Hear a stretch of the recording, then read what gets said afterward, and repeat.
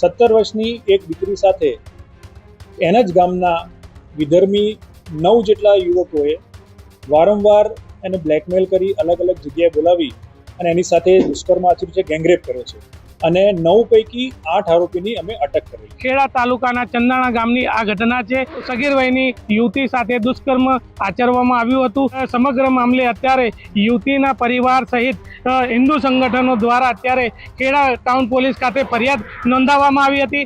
8 આરોપીઓને અત્યારે round up કરવામાં આવ્યા છે. અત્યારે જે આરોપીઓને છે રાઉન્ડ અપ કરીને અત્યારે રિકન્સ્ટ્રક્શન માટે લાવવામાં આવ્યા છે. આખો વિડીયો જોતા પહેલા હજુ પણ અમારી ચેનલને સબસ્ક્રાઇબ નથી કરી તો યુટ્યુબ પર સબસ્ક્રાઇબ કરો અને ફેસબુક અને ઇન્સ્ટાગ્રામ પર ફોલો કરો.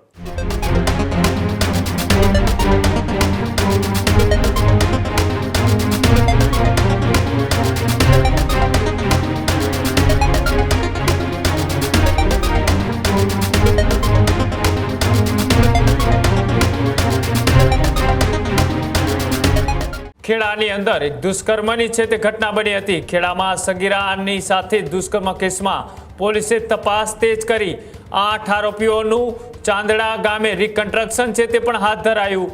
9 આરોપીઓમાંથી 8ને પોલીસે ઝડપી પાડ્યા. મુખ્ય આરોપી પરવેઝ પઠાણ સામે ગંભીર આક્ષેપો. અન્ય આરોપીઓ પર પણ શોષણમાં સંડોવણીનો પણ લગાવ્યો આરોપ. ફોટા વિડીયો બનાવીને બ્લેકમેલ કર્યાની પણ ફરિયાદ છે તે નોંધાઈ.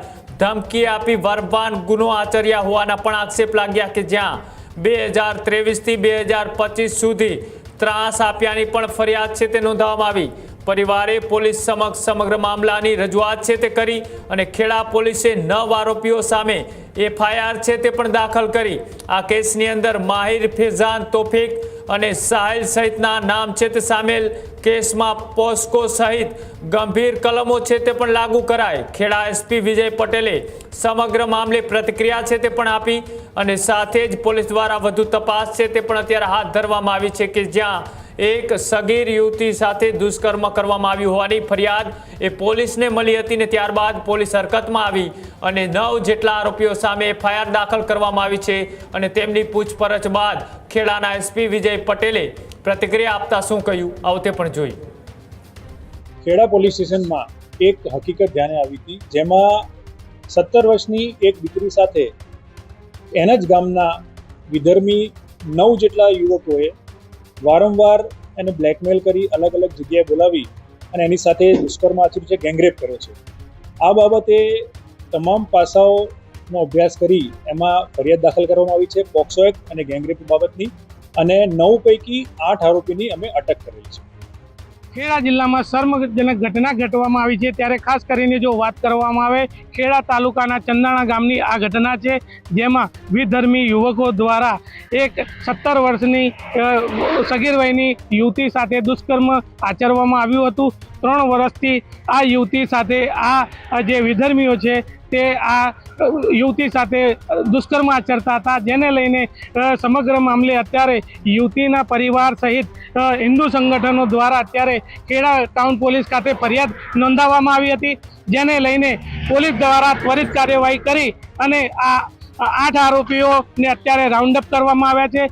જ્યારે હજુ એક આરોપી પોલીસ પકડથી દૂર છે. ત્યારે ખાસ વાત કરવામાં આવે તો આ ચંદાણા ગામે અત્યારે જે આરોપીઓને છે રાઉન્ડ અપ કરીને અત્યારે રિકન્સ્ટ્રક્શન માટે લાવવામાં આવ્યા છે. તેમને પૂછપરછ કરવામાં આવી રહી છે.